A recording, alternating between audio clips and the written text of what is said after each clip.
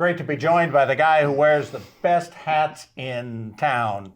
Even coming off the Concord d'Elegance, which had some very nice hats, but there's nothing like a clamshell hat.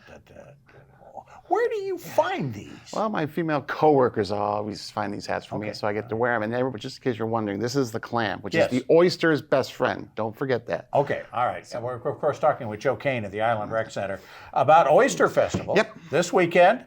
Going to be exciting. It is, I mean, it's season. Yeah. I mean, we've been eating oysters now for the last couple of weeks and are fired up about it. Tell us a little bit about the nitty-gritty of the oyster. Yeah, we're excited. This is the 20th annual Hilton Head Oyster Festival. 20 years. I've been a part of all of them, and I haven't worn a hat the whole time. And this is a brand new hat, just opened in the package before I walked in here. Very good. So, yeah, we're excited. We're, we have some great music lined up this year. We have the Chiggers, which features a female lead singer. Not many bands have a female, so they're a lot of fun. Then we got a jam band called Key Theory. They cover Warren Zevon's Werewolves in London. Who covers that? Who does that? And That's then good stuff. Yeah. And then finally is Swampfire All Stars, which is John Cranford of Cranford Hollow, and a bunch of different musicians on his label all playing with him. So that's gonna be something different that we've never done before. So we're excited for that. All right, great musical acts. It's Saturday, 11 to 5. Where? At Celebration Park. Celebration which Park. is the south end of Hilton Head Island. Right. Okay. So not middle of the island. Nope. You got to come down to the south end, but it all, of course, benefits the Island Rec Center, where you guys are busy all fall. Oh, yeah. I mean, this is prime season for you. Yeah, we got soccer seasons winding up. We got basketball starting up next month, and then we got our fitness part of the rec center now, so that's always busy. So there's always something going on. And again, the money raised from the Oyster Fest goes to our scholarship fund. We like to say that no child is denied recreation. That's fantastic. Talk a little more about the festival itself as over the 20 years. You say you've been to all of them. Yep. Does it just continue to get bigger?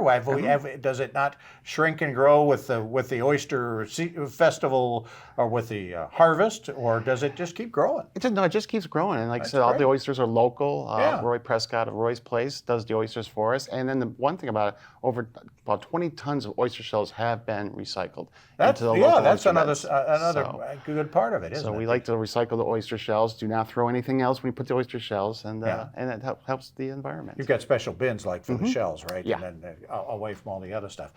That's great stuff. So much of what you raise, like you say, goes to the scholarships for the kids.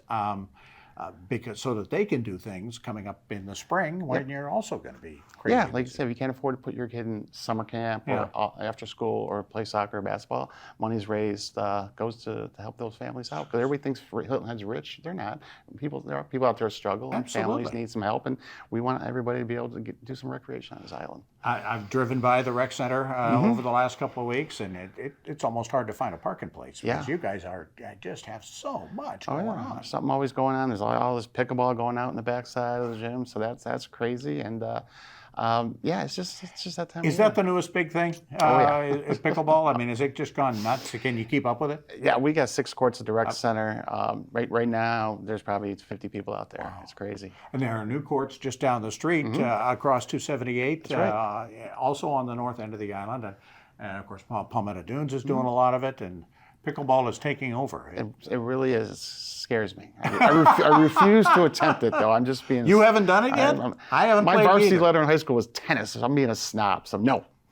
That's what we need to do then. We need to, every tennis player on the island, well, every tennis player probably already has. Everybody who's ever won a letter in high school, it was probably not in pickleball, and we probably ought to all be taking it up. Hey, thanks for the... Very welcome. And by the way, if you're not doing anything on Saturday, here you go, 2 tickets. I did this to Bob last time I was here in March for Wingfest.